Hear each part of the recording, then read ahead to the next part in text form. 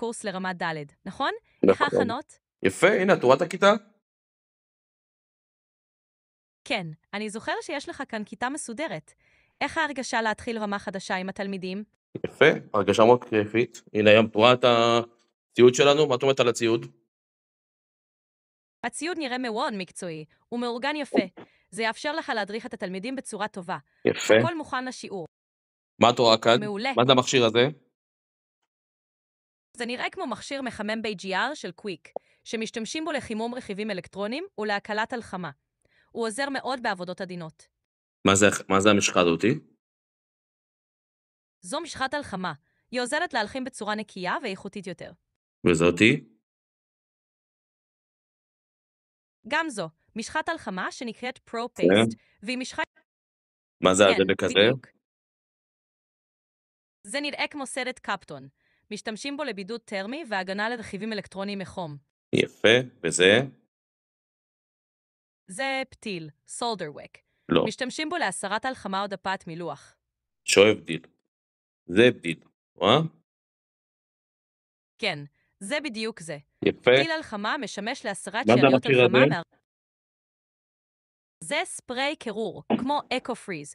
משתמשים בו לאיתור תקלות במעגלים חשמליים על ידי קירור רכיבים. יפה, ומה זה המכשיר הזה? זה נראה כמו בודק מתח או רב מודד.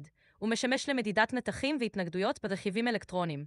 לא, המכשיר הזה, אנחנו משתמשים איתו להעברת רכיב בסוללה, שיהיה לנו בריאות סוללה 100%, ורכיב ביקורי. מה זה המכשיר הזה?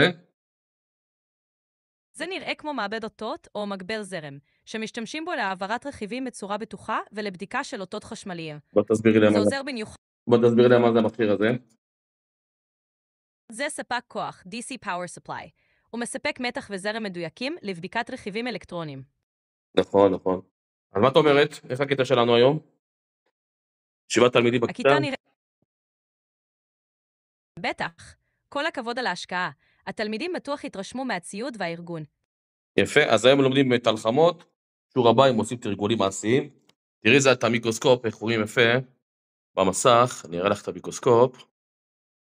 תראי איזה יופי, יש פה זום, תראי איזה יופי, איך רואים את הכל מדויק. זה נראה ממש טוב.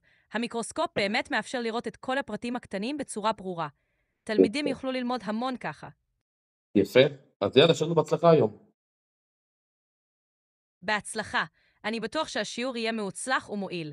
אם תצטרך עזרה נוספת, אני כאן. אני צריך עזרה נראה לך? נראה שהכיתה מוכנה היטב. הכל מסודר ויש לך את כל הציוד. אם יש משהו ספציפי שאתה צריך, אני כאן לעזור. יאללה, בכיף, אז נדבר אחר כך. ביי בינתיים. בכיף, גלעד. בהצלחה בשיעור. אם תצטרך משהו, אני כאן. ביי בינתיים. ביי.